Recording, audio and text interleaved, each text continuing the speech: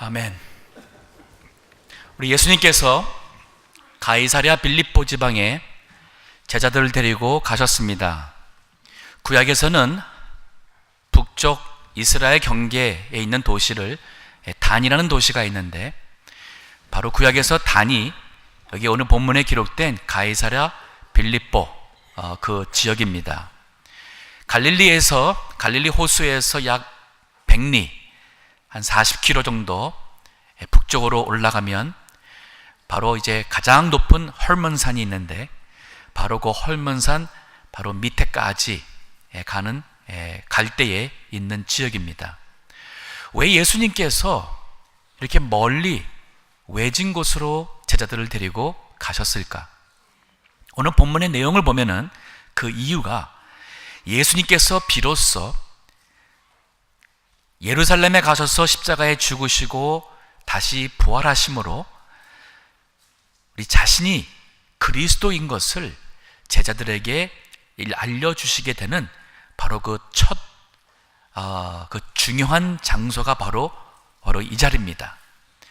즉, 사람들이 예수님이 그리스도인 것을 아시면은 예수님을 왕 삼아서 십자가에 못 박혀 죽도록 하지 않게 되면, 우리 예수님이 우리의 죄를 위하여 십자가에 죽으시는 이 대속의 그 은혜를 이룰 수 없고, 또 죽음에서 부활하심으로 죽음의 권세를 물리치는 영생을 주시는 우리의 구세주가 될 수가 없습니다. 그래서 예수님께서 이제 십자가와 부활을 앞둔 시간적으로 한 2달 전에라고 보겠습니다. 약 2달 정도 남긴 이 시점에 비로소 제자들에게 십자가와 부활에 대해서 가르치시기를 시작하신 겁니다. 그래서 그 중대한 이 사실을 밝히고자 제자들에게만 밝히고자 그들을 데리고 이 빌립보 가이사라는 북쪽 지방으로 가셨습니다. 지난주가 부활절입니다. 부활절의 준비와 또 고난의 주의 모든 또 주님에 대한 묵상과 또 기도, 부활절이 끝나면 보면은 교인들이 이렇게 좀 마음이 느슨해지고 제자리로 가는 느낌이 있습니다. 오늘 본문은 예수님께서 십자가에 못 박혀 죽으시고 부활하신 그 이후에 있을 신약시대에 대한 예수님의 그 비전, 이 세상에 오신 그 이유, 앞으로 십자가 부활 이후에 예수님께서 행하실 그 꿈과 비전을 오늘 본문에 일러주고 있습니다. 그 핵심이 바로 교회 세우는 것입니다. 교회는 예수님께서 이 신약시대에 세상에 오신 그 목적을 이루는, 죄인을 구원하여 하나님 나라를 세우는, 이 세상을 변화시키고 구원하여 변화시키는 이 일을 하고자 주님께서 세우신 것이 바로 교회입니다. 교회는 건물을 가르치지 않습니다. 그래서 우리는 이 모인 장소를 교회당, 예배당이라고 정확하게 표현해야 되고, 또 교회는 여러분과 저 예수 그리스도의 이름으로 모인 것이 바로 교회입니다. 자, 이 교회는 요즘에 많은 분들이 교회 나오는데 교회에 대한 이해가 성경하고 많이 다른 것을 봅니다.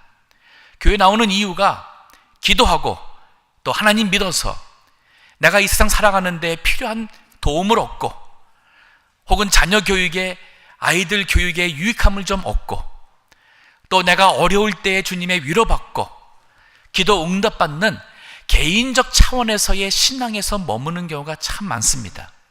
근데 예수님께서 꿈을 꾸신 교회는 그거와는 차원이 다릅니다.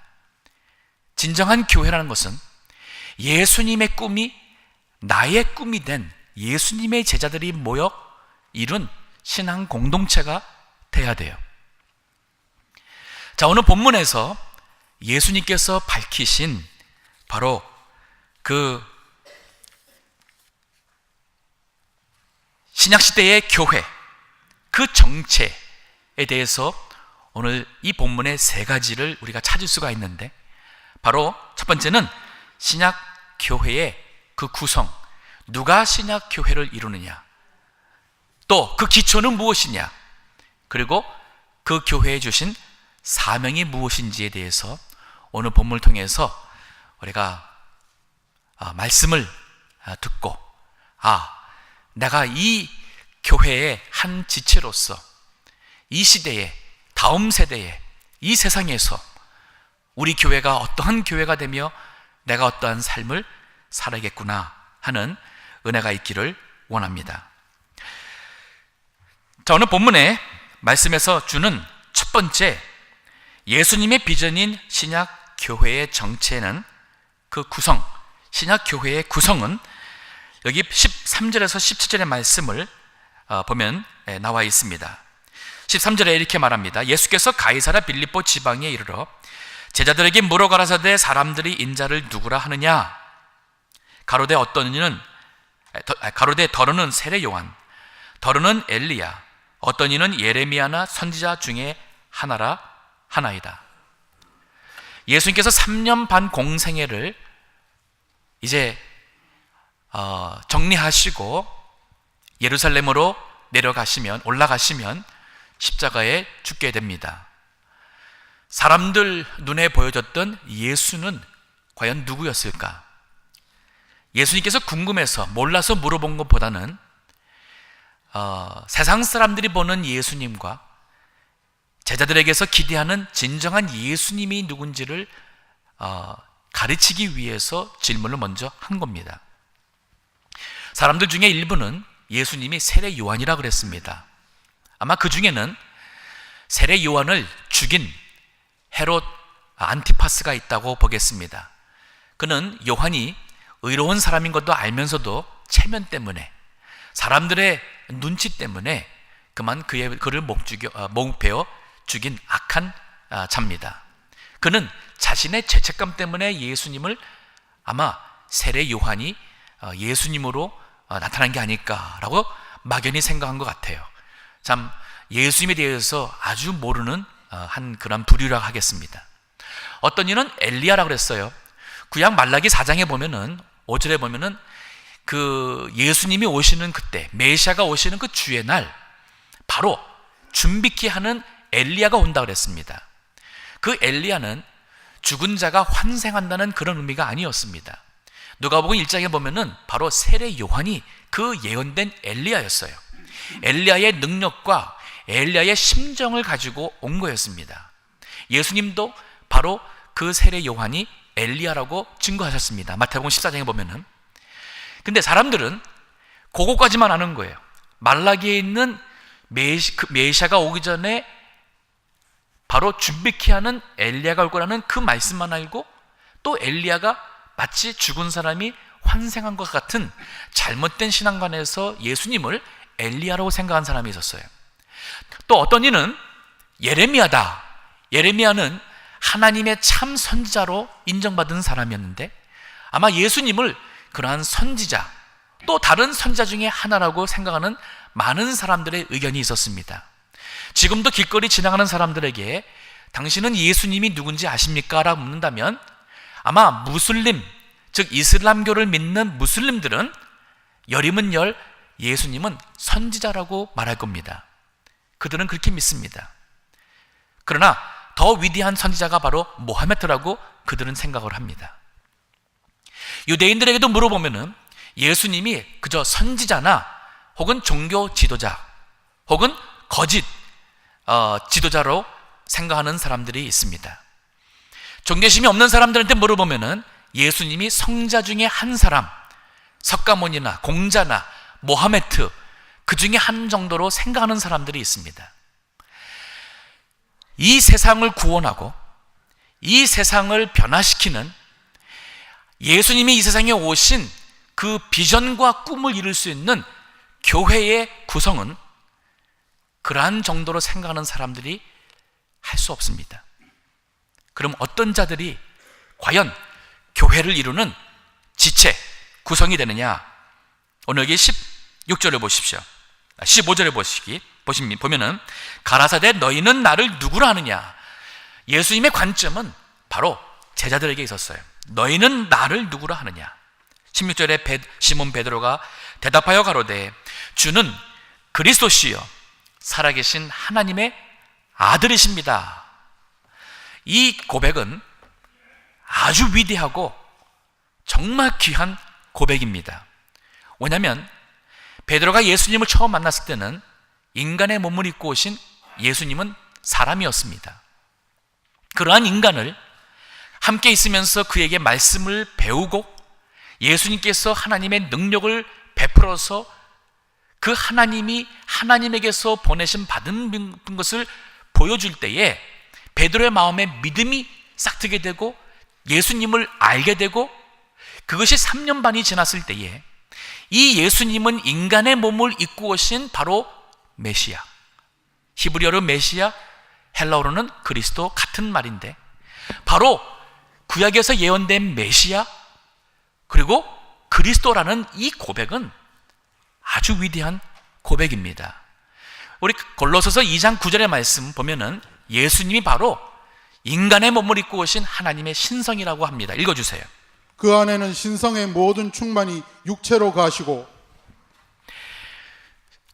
하나님의 신성의 모든 충만이 예수님에게는 육체에 거한다는 것은 바로 하나님 되신 분이, 하나님의 아들이 인간의 몸을 입고 이 세상에 오신 거예요.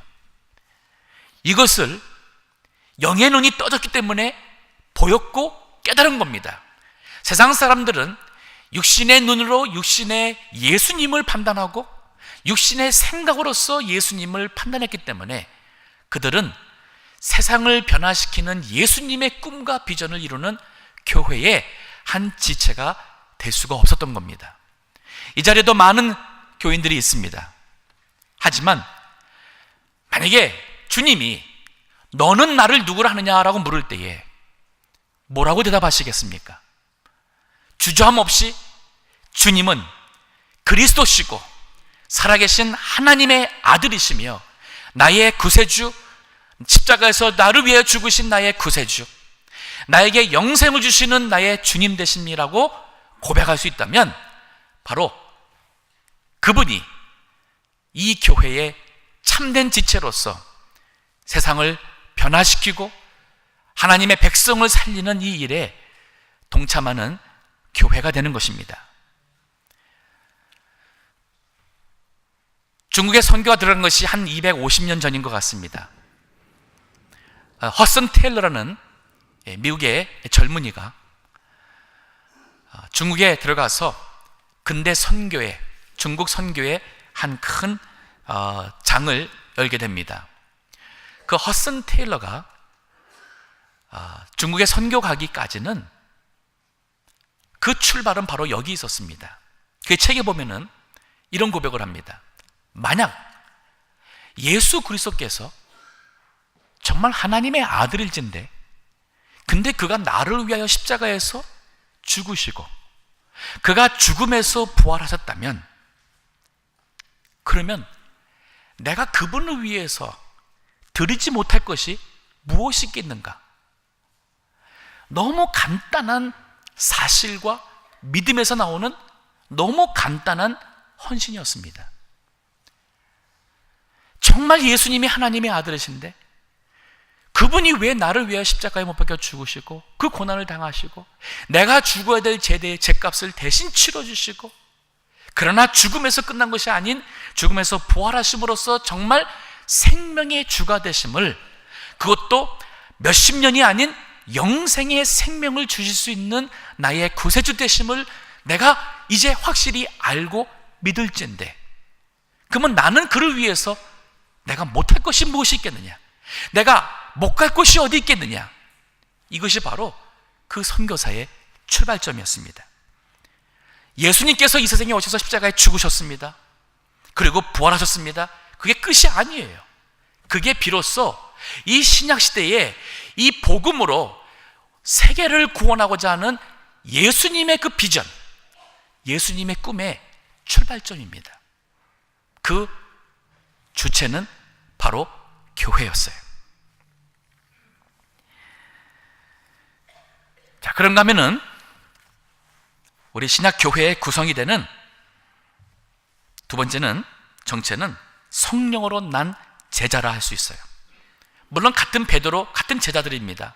하지만 그들이 예수님을 아는, 확실하게 예수님이 누군지를 고백할 수 있는 바로 그러한 제자가 돼야 되고, 이것이 인간의 혈육에서 나온 것이 아닌 바로 하나님에게서 나오는, 하나님의 성령에게서 나오는 제자가 돼야 한다는 말이에요. 오늘 본문의 17절을 보게 되면은 예수께서 대답하여 가라사대 바요나 시모나, 바는 히브리어로 아들이란 뜻이고 요나 하면은 요한의 아들, 시모나 네가 복이 있도다. 이를 내게 알게 한 이는 혈육이 아니요 하늘에 계신 내 아버지이시니라. 얼마나 대단해요. 인간으로 알 수 없다는 얘기예요. 인간의 혈과 육, 즉 인간의 몸, 인간의 생각, 우리 인간이 예수님을, 이것을 누군지를 알고 믿고 고백할 수 있지 못한다는 말입니다. 이것을 거듭난다고 성경에서 표현합니다. 요한복음 3장에 보면은 니고데모라는 유대인의 관원임에도 불구하고 그는 이 성경 구약을 아는 사람이었고 남을 가르치는 사람에도 불구했고 그는 구원, 영생에 대한 확신이, 대답이 없던 자였습니다. 그러니까 종교 얘기를 할 수 있고 신앙 얘기를 할 수 있는 사람은 있지만은 그렇다 해서 그가 영생과 구원을 가진 자라고 다 말할 수는 없는 것과 같지요. 그가 고민하다가 밤에 예수님을 찾아와 그 질문을 합니다. 예수님께서 하신 말씀이 대뜸 사람이 거듭나지 않으면 하나님 나라를 볼 수 없다. 사람이 물과 성령으로 거듭나지 않으면 하나님 나라 들어갈 수 없다. 어떻게 사람이 어머니 뱃속에 두 번 들어가서 두 번째 태어날 수 있습니까? 라고 그가 질문합니다. 예수님께서 하신 말씀이 육으로 난 것은 육이요 영으로 난 것은 영이니 내가 네게 거듭나야 하겠다는 말을 기이 여기지 말라 그랬어요. 여기에 물과 성령이라 그러는데 여기 물은 베드로전서 1장 23절에 보게 되면은 너희가 거듭난 것이 썩어질 씨로 된 것이 아니요 썩지 아니할 씨로 되었나니 항상 있고 살아있는 하나님의 말씀으로 되었다 그랬어요. 우리가 거듭난 것이 하나님의 말씀, 뒤에 가서 보게 되면은 이것이 너에게 전한 복음, 하나님의 말씀이라 그랬어요. 즉 이 하나님의 말씀이 우리에게 들어오고 성령께서 그 말씀을 통하여 우리로 하여금 깨닫고 감동하시며 회개케 하시며 믿음을 주시는 역사가 바로, 이것이 바로 참된 거듭난 사람, 이런 사람들이 진정한 교회의 지체가 되는 것이에요. 교회 얼마나 오래 나왔고 교회에서 직책이 무엇이고 혹은 내가 성경을 얼마나 아는 거 가지고 구원에 대해서 자신한다면 위험합니다. 아직까지 내가 진정 거듭난, 정말 성령으로 거듭난 나는 예수님의 제자요, 나는 예수님이 나의 구세주, 나의 주님이시라 담대하게 고백할 수 있겠소라고 할 수 없다면 둘 중에 하나입니다. 그 길로 계속 가다가 하나님이 사랑하시면 사랑의 매를 드실 수 있습니다. 큰 사고나 병이나 세상에서 낮아지는 부끄러운 상태에 내려가서 자신이 깨지고 자신감이 무너지고 내 자신이 아무것도 아니라는 것을 될 때에 비로소 하나님을 쳐다보며 회개가, 진정한 회개가 나오겠죠. 그 이전에 그렇게 하지 않고 정말 하나님의 은혜와 거듭남의 그 신앙을 얻을 수 있는 것은 회개입니다. 회개예요. 교회를 오래 나왔는데 왜 나는 아직도 이렇게 믿음이 없을까? 분명한 이유가 있습니다. 거기에는 믿음이 들어갈 수 있는 마음의 자리에 욕심이 가득 차 있을 수 있어요. 그 욕심 때문에 교회는 나오는데 머리로는 믿는 것 같고 입으로는 말하는 것 같은데 진정한 믿음이 싹이 내리지 못하는 거예요. 혹은 죄입니다. 마음으로 짓는 죄나 아니면 죄의 생활의 반복 속에서 신앙 양심이 살아날 수가 없는 겁니다. 회개해야 돼요. 그리고 바로 교만이에요. 궁극적으로는 교만입니다. 즉 나라는 자신이 마음속에서 모든 것을 저울질하고 있어요. 설교나 성경 말씀이나 교회나 믿음이나 교회 다니는 사람이나 이 세상이나 모든 것이 다 자기가 판단하고 이래서 틀렸고 저래서 틀렸고 이래야 되는데 저래야 되는데 본인은 항상 자신이 가장 옳은 거로 착각하고 있기 때문에 이것이 정말 회개가 되지 않으면 하나님의 은혜 체험할 수 없습니다. 회개해야 돼요. 그리고 하나님 앞에 구해야 됩니다. 하나님의 은혜를 구하고 사모하고 주님 앞에 겸손히 애통하는 심정으로 주님을 구할 때에 하나님의 은혜를 체험할 수 있어요. 그런 자가 바로 이 세상을 변화시킬 교회의 한 지체로서 구성으로서 주님과 함께 이 신약시대에 하나님 나라를 세우는 그러한 성도가 됩니다. 자, 하나님 예수님의 비전인 교회, 신약 교회의 정체 두 번째는 바로 신약 교회의 기초에 대해서 예수님이 설명하십니다. 여기 18절입니다. 또 내가 네게 이르노니 너는 베드로라. 이 베드로라는 것은 헬라어고 그 뜻은 바위란 뜻이에요. 내가 이 반석 위에 내 교회를 세우리니 음부의 권세가 이기지 못하리라. 첫 번째, 주님이 세우실 교회, 이 세상을 구원할 이 교회의 그 기초는 바로 예수 그리스도, 주 예수 그리스도가 되십니다. 왜냐하면 예수님이 그랬죠. 내가 내 교회를 세우리니 그랬어요. 그래서 우리 교회의 머리도 예수님, 교회의 기초도 예수님, 또 예수님의 그리스도의 몸된 교회입니다. 우리 고린도전서 3장 10절과 11절에 보면은 이러한 표현이 있습니다. 읽어주시기 바랍니다. 내게 주신 하나님의 은혜를 따라 내가 지혜로운 건축자와 같이 터를 닦아두매 다누리가 그 위에 세우나 그러나 각각 어떻게 그 위에 세우기를 조심할지니라. 이 닦아둔 것 외에 능히 다른 터를 닦아줄 자가 없으니 이 터는 곧 예수 그리스도라. 우리의 믿음의 터, 우리가 구원받아서 이제 구원 신앙생활을 해나가는 구원을 세워나가는 그 터는 예수 그리스도밖에 없다 그랬습니다. 또 여기 두 번째는 제자의 신앙 고백입니다. 내가 이 반석 위에 내 교회를 세우리니 그럴 때에 이 반석, 베드로에게 시몬에게 내 이름은 이제 베드로라. 그리고 이 반석 위에 내 교회를 세운다 할 때에 이 반석인데 여기에 해석이 우리 천주교하고 개신교하고 여기서 해석이 갈라집니다. 왜 우리는 천주교의 신앙을 따르지 않고 왜 종교개혁이 있었는가? 왜 개신교의 신앙이 우리의 신앙으로 고백하며 우리가 확신하며 가르치는가? 여기 본문과 같은 경우에 굉장히 중요한 건데 천주교에서는 여기 내가 이 반석 위에 교회를 세운다 할 때 이 반석을 베드로 자신으로 해석을 합니다. 바로 베드로 위에 교회를 세운다는 거예요. 그리고 그 베드로가 첫 번째 교황이고 지금 있는 교황은 바로 그 대를 이어온 바로 교황이라는 거예요. 베드로 자신의 위에 베드로라는 인격과 베드로라는 사람 위에 예수님이 교회를 세운다 했으면 문제가 많아요. 왜냐하면 오늘 본문에도 보면은 뒤에 가서 오늘 본문의 바로 그 사건 후에 여기 21절입니다.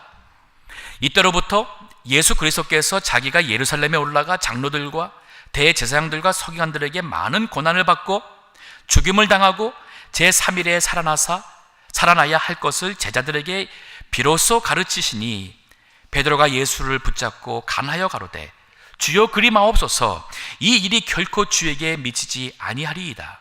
주께서 돌이키시며 베드로에게 이르시되 사단아 내 뒤로 물러가라. 한순간에는 주는 그리스도시여 살아계신 하나님의 아들이라고 칭찬받은 베드로인데 예수님이 십자가에 죽으시는 것은 싫었어요. 그리고 인간적으로 생각했습니다. 그래서 그 일을 반대했습니다. 근데 예수님은 그 말이 한 베드로를 사단이라고 그랬어요. 사탄의 말이었어요. 그러면서 하는 말씀이 뭐냐면, 너는 나를 넘어지게 하는 자로다. 네가 하나님의 일을 생각지 아니하고 도리어 사람의 일을 생각하는도다.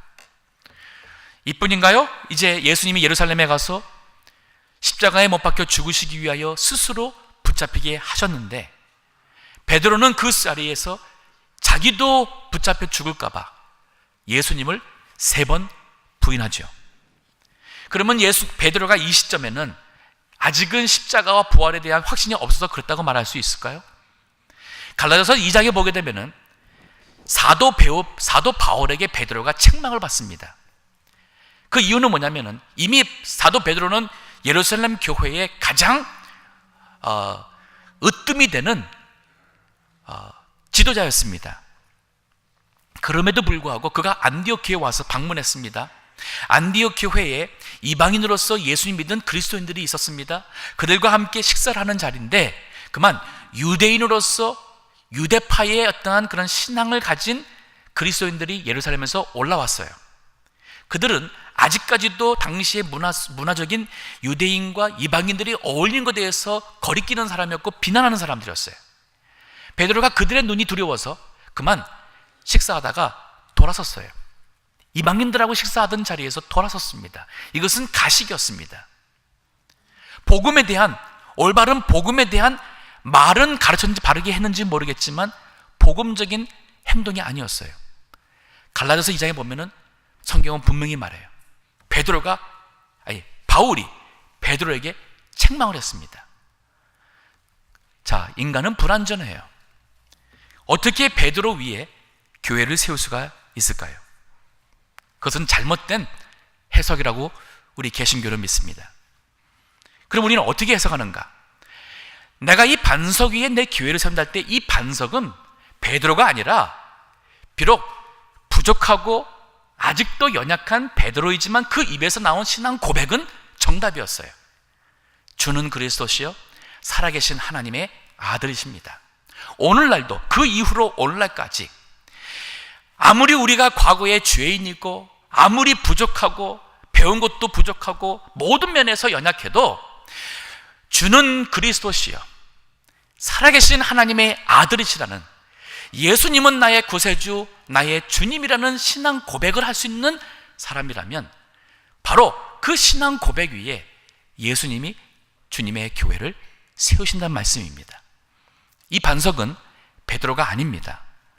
베드로의 신앙 고백이에요. 따라서 이 예수님께서 이러한 반석 위에, 올바른 신앙 고백 위에, 또 예수 그리스도 위에 교회를 세울 때에 음부의 권세가 이기지 못한다고 그랬습니다. 여기 음부라는 것은 죽음, 사망, 어두움, 무덤, 이렇게 해석할 수 있는 단어예요. 즉 사망의 권세, 어둠의 권세, 죽음의 권세가 예수 그리스도의 올바른 신앙 고백 위에 서 있는 교회는 이기지 못한다는 말씀이 되는 거예요. 우리 동부교회가 예수님께서 붙잡아 주시고 친히 세워나가시는 교회가 되기 위해서는 예수 그리스도를 믿는 이 신앙에서 흔들리지 않아야 되고, 바로 올바른 신앙 고백이 될 수 있는 성경 말씀에 굳게 서 있는 면, 음부의 권세가 이기지 못하는 생명의 권세가 바로 우리 교회에 있는 것입니다.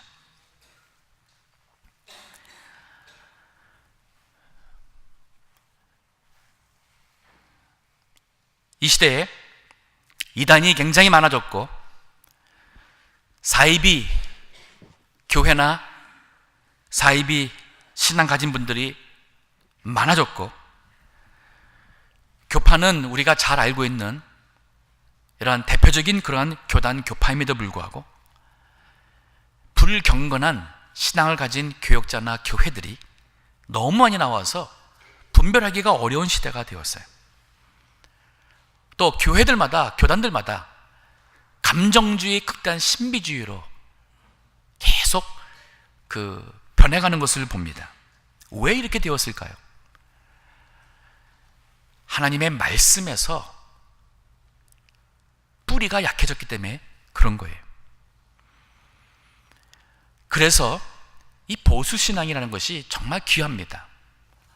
왜냐하면 보수신앙이라는 그 말 속에는 우리는 이 시대가 많이 바뀌어서 젊은 세대들의 취향도 바뀌고 또 이민 세대의 취향도 바뀌고 세상 사람들이 원하는 요구사항이 많이 바뀜에도 불구하고 우리는 하나님의 말씀에서 흔들리지 아니하고 거기에서 하나님의 말씀을 있는 그대로 더하지도 빼지도 않고 우리가 말씀을 가르치고 전하고 순종하겠다는 신앙이 바로 보수신앙이에요. 얼마 전에 이제 세상을 떠난 로버트 슐러 목사님 같은 경우에 1950년대에 드라이브인 교회를 시작을 합니다. 그 당시에 이 드라이브인 차 안에서 영화를 보는 이 드라이브인 영화가 극장이 처음 시작한 시대에 이 시대의 흐름에 발맞춤을 해가지고서는 드라이브인으로 차 몰고 와서 파킹장에 앉아가지고 라디오를 통해서 설교를 듣고 그러고 가는 신시대에게 맞는 교회로 그가 인기를 얻고 60년대, 70년대 들어오면서 소위 수정교회라 하는 한때는 미국의 대표적인 교회와 또 대표적인 신앙의 어떠한 흐름을 이뤘던 사람입니다. 그분의 제자들이 지금 미국의 대형 교회에 유명한 목사님들이 많이 있습니다. 그분에게서 영향받은 사람이 한국에 들어가서 한국의 초대형 교회의 목사님들도 상당수 많습니다. 교파마다. 근데 그분의 가르침이 뭐냐면 성경 말씀을 있는 그대로 더하지도 빼지도 않고 가는 게 아니라 골라서 말씀을 먹인다는 거예요. 사람들로 하여금 교회 왔으면 좀 이렇게 좀 힘을 얻게 해주고 용기를 북돋아 주고 그들로 하여금 자신감을 주고 하나님의 좋은 면을 가지고 살아갈 수 있도록 하기 위해서 일부러 고의적으로 여러분은 죄인입니다, 회개하십시오라는 단어나 표현을 하지 않는다고 그분이 책에서 기록을 했어요. 그분 설교에는 회개라는 얘기 안 나옵니다. 우리는 죄인이라고 말 표현 나오지 않습니다. 예수 믿지 않으면 지옥 간다는 말 절대로 하지 않습니다. 지금 미국에서 최고 대형교회는 그 목사도 예수 믿지 않으면 지옥 간다는 말을 하지 않습니다. 이게 바로 이러기 때문에 교회가 참된 진리에서 기초에서 흔들렸고 거듭나지 않은 세상 사람의 모습으로 교회에 와서 교인으로 있으면서 자신이 좋아서 봉사하고 자신의 만족을 위해서 봉사하고 자신이 생각하는 어떠한 하나님에 대한 종교관을 가지고 교회에 모였기 때문에 교회가 참된 교회의 모습에서 변해간 겁니다. 올바른 신앙 고백, 예수 그리스도 위에 교회가 서져야 됩니다. 그런가 하면은 예수님께서 꿈을 꾸신 신약교회의 정체 세 번째는 그 신약교회의 사명에 대해서 오늘 19절에서 설명합니다. 내가 천국 열쇠를 네게 주리니 네가 땅에서 무엇이든지 매면 하늘에서도 매일 것이요 네가 땅에서 무엇이든지 풀면 하늘에서도 풀리리라. 천국 열쇠를 준다 그랬습니다. 천주교에서는 이 천국 열쇠가 사람을 구원할 수 있는 그 authority, 권위가 바로 교황, 교회에게 있다는 거예요. 그래서 과거에 기독교 역사 속에서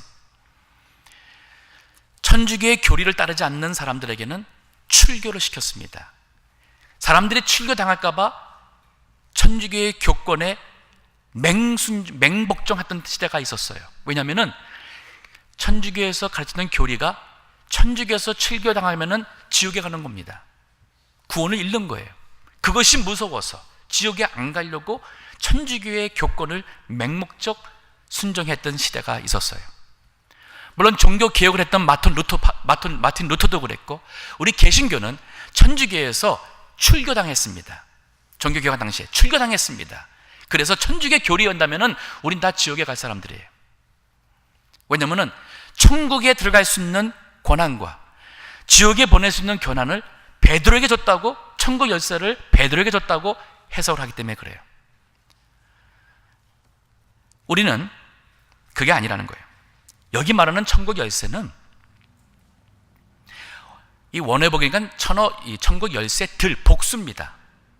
즉 베드로에게 한 사람에게 준 하나의 한 키가 아니에요. 이 천국 열쇠 들은 바로 예수 그리스도를 믿음으로 구원을 받는 복음이에요. 복음. 이 예수님께서 이 신약 시대에 이 복음을 통하여서 죄인들을 구원하고 하나님의 백성이 되고 이 교회를 통해서 그 사회를 변화시키고 민족과 나라를 살리며 이 세상에 하나님 나라를 이루는 예수님의 꿈을 이루는 데 있어서 그 주체는 교회고, 교회가 이 일을 행할 때 나가는 천국의 열쇠는 바로 복음의 메시지입니다. 그래서 사도 바울은 로마서 1장 16절에 보게 되면은 내가 복음을 부끄러워하지 아니하노니 이는 믿는 모든 자에게 구원을 주시는 하나님의 능력이 됨이라 그랬어요. 자, 내가 복음을 부끄러워하지 아니하노니 이는 믿는 모든 자에게 구원을 주시는 하나님의 능력이 됨이라. 이게 복음이에요. 천국에 들어갈 수 있는, 천국 백성이 되게 하는 그 열쇠는 바로 예수 그리스도를 믿으면 누구든지 구원을 받고 우리의 모든 죄에서 용서받고 하나님의 나라요, 하나님의 백성으로 이 세상에서 하나님의 일을 감당할 수 있는 사람이 되는 겁니다. 자, 이게 신약교회가 받은 사명, 세 번째 사명인데, 그 사명의 내용은 바로 천국 열쇠를 받은 위탁자예요. 예수님이 우리에게 그 천국 열쇠를 맡겼습니다. 교회에 천국 열쇠를 맡겼습니다. 그런가 하면은 이걸 가지고 우리는 복음 전파하는 사명자가 바로 우리가 받은 사명입니다. 주님이 우리를 제자를 부르신 이유예요. 여기 보면은 너희가 땅에서 무엇이든지 매면 하늘에서도 매일 것이고 네가 땅에서 무엇이든지 풀면 하늘에서도 풀리라 할 것은, 이 표현은 당시 유대인 문화 속에 문화권 속에서 일상화 속에서 자주 쓰이는 표현이었습니다. 이 관용어인데, 이 말은 금지와 허락을 주는 그 권위, authority를 준다 할 때 이런 표현을 많이 썼어요. 즉 하나님께서 이 죄인을 세상을 구원하는 그 일의 권위를 교회에다가 맡긴다는 거예요. 그래서 교회에서 복음을 전합니다. 사람으로 하여금 예수님 믿어서 회개하게 합니다. 예수님 믿어서 거듭나게 합니다. 이 일을 교회가 할 때에 하나님께서 그 교회의 일을 인정해 준다는 얘기예요. 교회에 비진리가 들어왔습니다. 거짓 사도가 들어왔습니다. 우리가 교회가 하나님의 말씀에 근거해서 그를 제명하고 그를 출교하고 올바른 진리를 세워나갈 때에, 그것을 묶을 때에 하나님께서도 교회가 하는 그 일을 인정하여 묻는다는 거죠. 즉 하나님께서 교회에 하나님의 일을 하도록 권위, authority를 주었다는 말이에요. 그래서 우리가 하는 일은 하나님의 일이에요. 교회에서 반주하는 일도 하나님의 일입니다. 성가대에서 찬양하는 일도 하나님의 일이에요. 마치 목사라는 직위가 있는 사람만 하나님의 일을 하는 사람으로 생각하시면 안 돼요. 예수 그리스도가 나의 구세주요 살아계신 하나님으로 믿는다는 신앙 고백을 할 수 있는 사람이라면, 하나님에게서, 성령에게서 난 참된 제자라면, 우리가 주님의 교회를 위해서 하는 모든 일은 다 하나님의 일이에요. 그래서 우리는 그를 하나님의 사람이라 그러는 겁니다. 이 얼마나 대단한 거예요. 하나님의 사람, a man of God, a woman of God. 이게 얼마나 엄청난 표현입니까? 하지만 예수님께서 이 세상에 십자가에 못 박혀 죽으시고 부활하심으로 이제 이 신약시대의 세상의 모든 민족을 구원하고자 하시는 이 복음의 하나님 나라 세우는 일을 위하여 교회를 세우시고, 교회의 구성원으로서 제자를 부르시고, 그 기초로서 우리의 신앙 고백 위에 이 사명을 맡겼는데, 이 일을 하는 사람은 다 하나님의 사람이에요. 여러분 앞에, 뒤에, 좌우에 앉아 계신 분들이 다 하나님의 사람입니다. 귀하게 보세요. 업신 여기지 마세요. 어린아이라 해서 애취급하지 마시고 귀하게 여기세요.